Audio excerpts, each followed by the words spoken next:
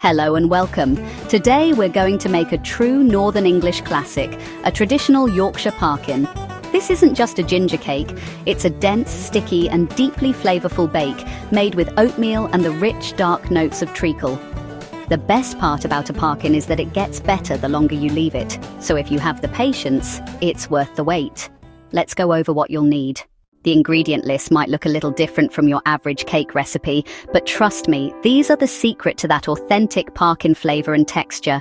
200 g, 7 ounces, unsalted butter, plus extra for greasing 200 g, 7 ounces, golden syrup 85 g, 3 ounces, black treacle, molasses can be substituted, 85 g, 3 ounces, soft dark brown sugar, 1 large egg, beaten 4 tbsp whole milk, 250 g, 9 ounces, self-raising flour, 100 g, 3.5 ounces, medium oatmeal, not instant or rolled oats, 1, 2 tbsp ground ginger, depending on how much ginger you like, 1 tsp mixed spice or a mix of cinnamon, nutmeg and allspice. Equipment: a 22 centimeters 8.5 inch square baking tin, baking parchment, a large saucepan, a large mixing bowl, a whisk or wooden spoon, a wire cooling rack. Now for the fun part. This recipe is incredibly straightforward, so don't be intimidated by the number of ingredients.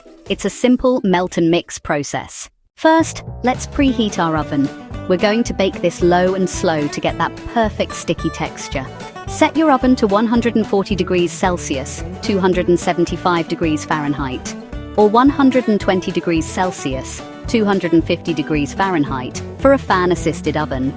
Next, grease and line your square baking tin with baking parchment. Make sure you leave a little extra paper hanging over the sides. This will make it easy to lift the sticky cake out later. In your large saucepan, combine the butter, golden syrup, black treacle, and soft dark brown sugar. Place the pan over a very low heat. You want to gently melt these ingredients together, not boil them. Stir occasionally until everything is completely dissolved and a smooth, syrupy mixture is formed. Once melted, take the pan off the heat and set it aside to cool slightly for about 5 minutes. This is a crucial step to avoid scrambling your egg in the next step. While the syrup mixture is cooling in your large mixing bowl, sift together the self-raising flour, ground ginger and mixed spice.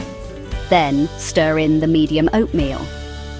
The oatmeal is what gives Parkin its distinctive chewy texture, so make sure to distribute it evenly. Now let's bring it all together. Pour the warm, melted syrup mixture into the dry ingredients. Use a wooden spoon or a whisk to mix everything until it's well combined. In a separate small bowl or jug, lightly beat the egg with the milk. Gradually pour this into your main bowl, stirring continuously until you have a smooth, shiny and rather liquid batter. It should be a little runnier than a typical cake batter. Pour the liquid batter into your prepared baking tin. Use the back of a spoon to smooth out the top. Place the tin in the center of your preheated oven and bake for about 50–60 minutes. You'll know it's ready when the top is firm and slightly crusty, and a skewer inserted into the center comes out clean. Be careful not to overbake it, as that will make it dry. A little bit of goo on the skewer is okay, but it shouldn't be raw batter. This is the most important step for a perfect Parkin.